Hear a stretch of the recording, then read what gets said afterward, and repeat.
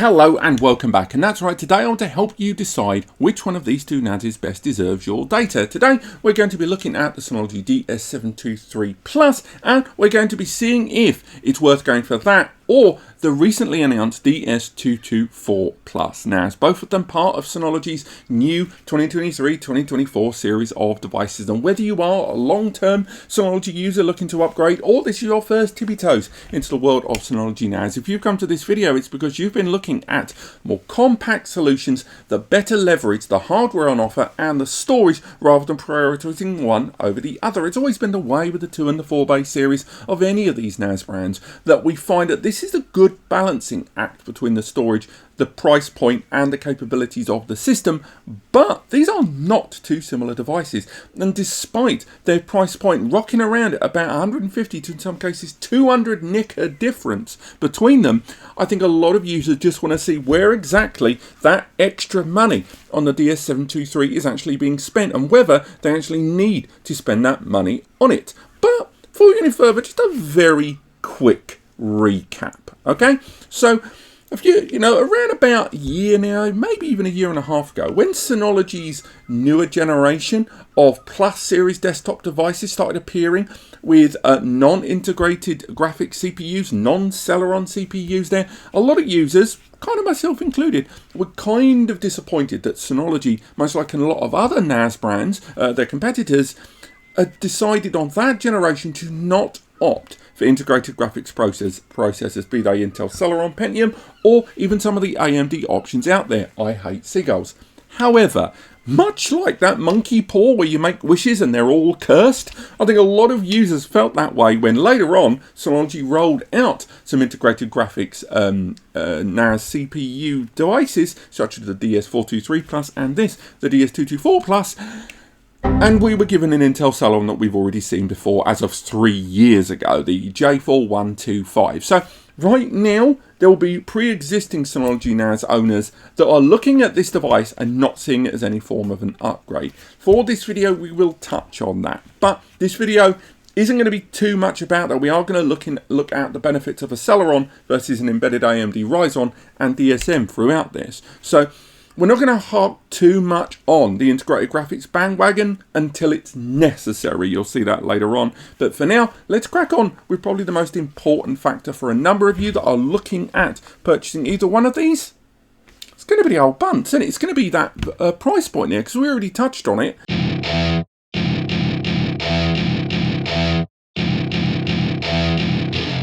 The DS723 arrives at a noticeably higher price point than both the DS220 Plus currently available and the soon to be released DS224 Plus there. Knocking around the DS723 at about at 450 to even close to 500 nicker mark. It is not a cheap box there. It is arriving with an architecture that's a big old leap and a jump in a number of ways than its predecessor, the DS720 Plus. And that price point has been something of a hurdle for some users, but in the just over 6-7 months that it's been available, we have seen fluidity in that pricing. We have seen it knocking around for as low as $399 and even $349 in some places. I believe during Prime Day it saw some incredible offers. Obviously, you've got to factor in your local tax and your shipping and your local currencies and such, but for that device having that fluidity, that's something you only ever see on a device that's been around in the market a while. Now, by comparison, the DS224 Plus, which is primed to arrive at pretty much the identical RRP price point of the 220 Plus that arrived before it, of about 350, maybe down to 330 nicker there, that's quite a disparity. So what exactly is this device bringing extra over the DS224 Plus there? Now, we can talk about DSM support there. We can talk about the fact this has got a 3-year warranty and this arrives with a 2-year warranty. And again, there's new versus slightly older there to talk about. But I think ultimately, if you're looking at the lowest price point, what you're getting the best bang for your buck, obviously the DS224 is going to be the lowest price point. But I think it's up to you and the hardware section to decide where the value lives about what you're getting for your money.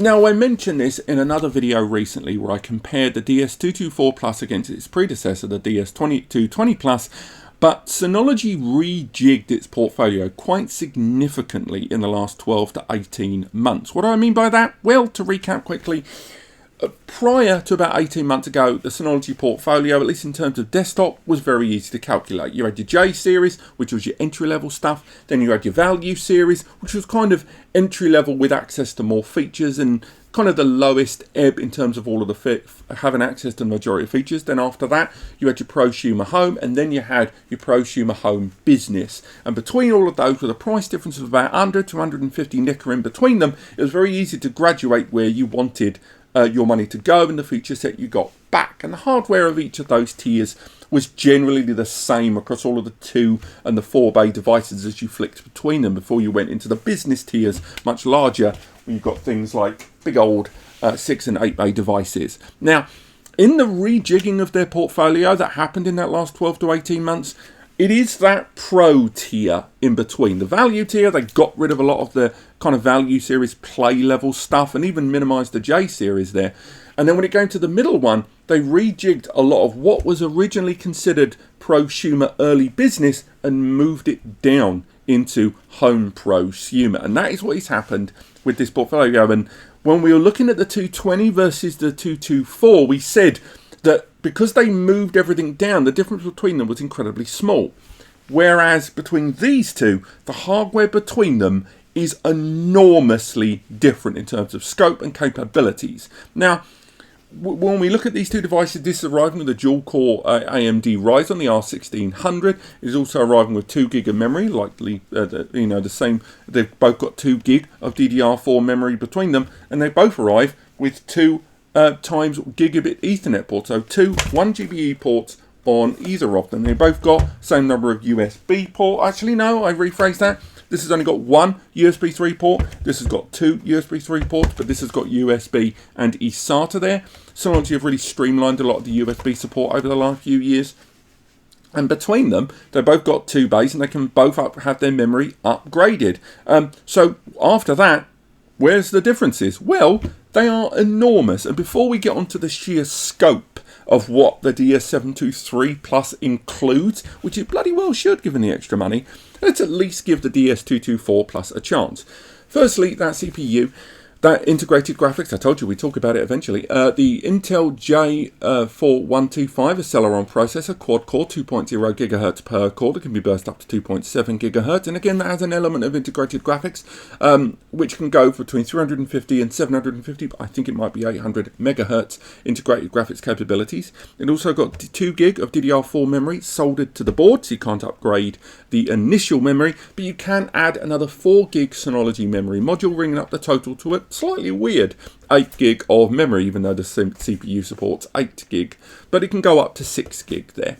Now, there isn't any M2 NVMe slots inside, and there isn't any capabilities to expand the device. That quad-core CPU is going to attract some that want to allocate some of that resources to things like VMs and containers, more on that later, and the CPU between the two of them has a much lower TDP, ultimately translating to a lower power consumption in operation there. So it does have its pluses, and if you're looking at conversions, if you're looking at multimedia that you're going to need to transcode on the fly because your client devices don't support certain file formats or certain compressions and codecs, or you're accessing media on the fly via limited internet connections, remote access and stuff like that, or on particularly heavy bandwidth networks where you might want a file reshaped to be better suited to your little iPhones because you don't want to watch an 8K version of Avatar, then I would say there are inherent advantages to that, to certain usage environments. And again, I sort of championed this with Ed last year when we were talking about integrated CPUs versus non-integrated. However, after that, the 723 absolutely destroys it outside of those advantages. What do I mean by that? Well, for a start, the CPU has a higher clock speed. The CPU there is a 2.6 gigahertz base that can be burst up to 3.1 when needed gigahertz. It's a dual core but 4 thread CPU, which means you can still allocate virtual CPUs, 4 of them there, instead of a quad core, which isn't going to be as desirable as 4 cores if I'm honest, but it's still nice to have it.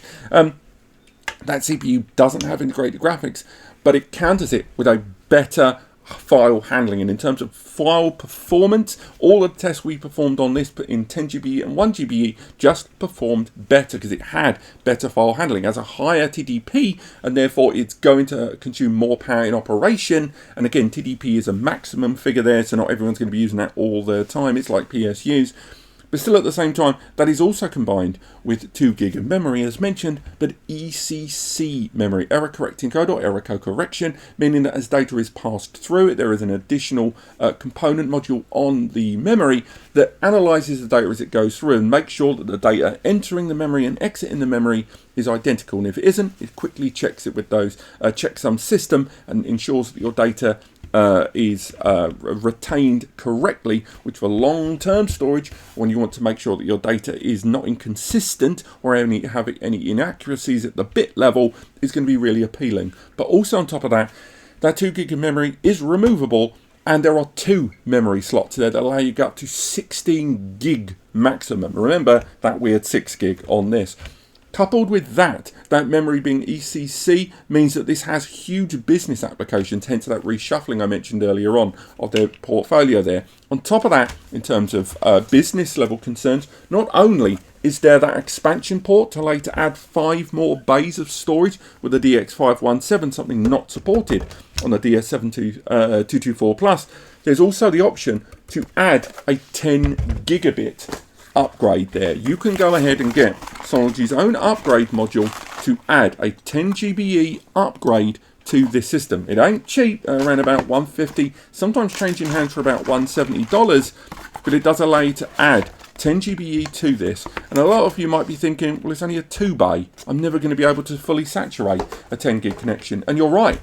But what if you use the M2 NVMe slots? That's right, this has got 2 M2 NVMe slots that allow you to add 1000 meg SSDs, because they're limited to Gen 3 times 1, they've been limited to that, but it still allows you to have not only 2 bays of hard drive storage, but also 2 bays of M2 NVMe storage. You can only use Synology's own SSDs if you want to take advantage of that currently, but you can use third-party SSDs if you want to use the caching system. And again, there are no M2 NVMe's on the base of the DS224 Plus, which is a real shame.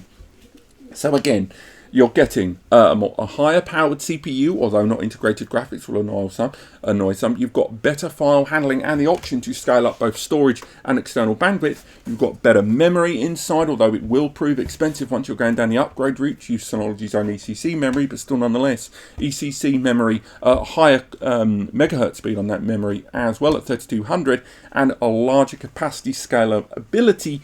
And just overall with those M2 NVMe's, better scalability of storage on day one and years down the line. So overall, in terms of hardware, although I do have a soft spot for integrated graphics and a Celeron processor, I can't ignore the fact that, one, this is an older generation Celeron when we're seeing Intel rolling out the N5000 series CPU, we're seeing them rolling out the J6000 series CPU, we're even seeing the N6000 or 6005 Pentium CPU changing hands all over the place, very affordably, and everything from Toptum embedded mini PCs to just becoming more and more available, and almost certainly it's going to arrive in more and more NAS series in years to come.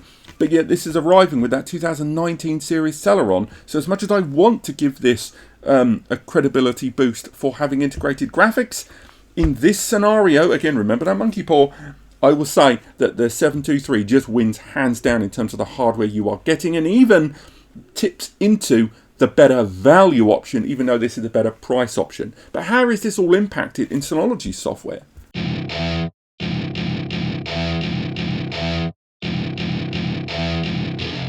If it hasn't already become abundantly clear, Synology's software, for the most part, is going to be more capable, and there's a better scope of expandability and long-term use on the 723 Plus. They're just flat out is, and that is the case by design, it has to be said, to remain within these price points given the increasing price of a lot of individual components, but Synology is still trying to maintain the same RRP on these devices every few years when they're refreshed. There's no denying that the choice and decisions that have gone into the hardware here are reflected on DSM. Now, what do I mean by that? Well, if you're a basic user and you're just, a small group, 1 to 5 users, you're probably not going to notice any difference between these two. Obviously in terms of remote external bandwidth, you may see differences there, and I really wish Synology had gone to the trouble of supporting network adapters up to 2.5G, because that would certainly close the gap. But between the two of them, when it comes to internal operations of DSM, things are going to be largely the same. They both support the same range of apps and services, everything from SHR and BTRFS support there of the file system, and later scalability when you move the drives into bigger systems. But on top of that, with regard to DSM itself, they both arrive with support of the very latest generation of DSM 7.2, full access to the collaboration suite, chat, drive, mail, calendar, you name it, you got support. If you want to use Synology Office and integrate it with all the other apps and services, first and third party, you can. If you want to use the multimedia suite, Synology Photos for AI photo recognition, Synology Video for the scraping of metadata and conversions and transcoding, you've got access to it, although obviously the latter will do better on this. If you want access to Synology Virtual Machine Manager, you've got the same application support on both of these, and whether it's a quad-core CPU or a 4-thread CPU, you can still allocate the hardware resources manually. Same goes to Container Manager as well. You've got access to Synology Surveillance Station application, with both of them arriving with 2 camera licenses included, although you can support a fraction more cameras on the DS723 thanks to that larger memory quantity, not just because of that CPU. On top of that, you've got access to the Hyper Backup application, the Active Backup Suite application, and a bunch of C2 services as well. In terms of DSM, for the average user, you will notice no difference. But the minute you scope up what you are doing, you're adding more simultaneous apps at any given time, you're adding more simultaneous active users and backup operations, you're running more concurrent and simultaneous services at any given time, that's when the DS723 Plus will strengthen its muscles a little bit, because it's got more in the tank to take advantage of. Whereas the DS224 Plus will hit a glass ceiling. Nowhere near as much as its predecessors, and that quad core will prove very useful, but there's simply no avoiding that thanks to that larger amount of memory, and the fact that memory is a slightly higher performance number, and that CPU has more in the tank to take advantage of, even in terms of efficiency, you're going to get more out of the DS723 Plus in DSM long term. I think DSM 7.2 will be supported for a not dissimilar length of time between them. But I think one thing we have to factor in is the CPU, that J4125, has been around since 2019. And although both of them, when they were introduced by AMD and Intel respectively, was only about a year or so apart, AMD's commitment to this embedded Ryzen CPU is substantially longer right now, which means there will be a longer run on that CPU, which means it will be around for longer, and Synology will be able to experiment with it a little bit longer as well, which means I think DSM support is probably going to be longer on this CPU here than it will be on this older generation Celeron. Intel have already moved on from this processor as well, and no doubt when the newer version of this series arrives in 2 to 3 years, it will still be rocking a Celeron, maybe an embedded AMD, but that CPU will have longer support on it than what we're seeing here on the J4125 CPU. You're still going to have years and years and years of support of DSM, and technical support, and effective lifetime support of DSM on this system, effective. But between the two of them, I think DSM is going to run better and to a larger capacity and for longer on the DS723 Plus, and it's just another one of those reasons for that price point being higher. You're just getting more for that money, and if you think you're going to need some of that stuff in the next few years, be it for the expandability of storage, the expandability of NVMe's, the efficiency there, and the overall hardware resources under the bonnet, then chances are this is the better choice for you overall, and you should spend a bit extra. But if you don't think you're going to be maxing out what your capabilities are, if you're a small group of users or a single user, or you're looking more at multimedia than anything else, the DS224 Plus is still a fantastic choice overall between them. Although the hardware architecture may seem a little bit old now in 2023, when we've already seen the architecture for a few years, it's still a Synology NAS, and it's still a great product in terms of the NAS industry, and there is a reason they're still the market leader. Thank you so much for watching. I hope you found this video helpful. If you have, let me know in the comments. It should be a written guide breaking down a lot more of the points I talked about today and more in the description below. If you need further support though, use the free advice section over on NAS Compares, the big blue button on the right hand side of the page. Alternatively, you can use our free community forum, Ask NAS Compares, or contact us on the Discord. All of those are linked on the main pages. Finally, if you found this video helpful, and if you were going to shop at any one of the pages linked below, Amazon, B&H, Newegg, Scan, Bok, any of those websites, please use the links in the description to take you there. But just make sure that you were going to shop there anyway and you found the video helpful. Make sure those two things are true before you click, because by doing that, it will cost you nothing extra. It just takes you to the store in your region. However, by doing so, anything you buy, and I mean anything you buy, will result in a kickback coming here to NAS Compares, which allows me and Eddie to keep doing what we do. It's only us here at NAS Compares, and that little revenue there allows us to keep making videos, keep supporting the free advice sections, and keep writing those articles. Thank you so much for watching. Have yourselves a fantastic week.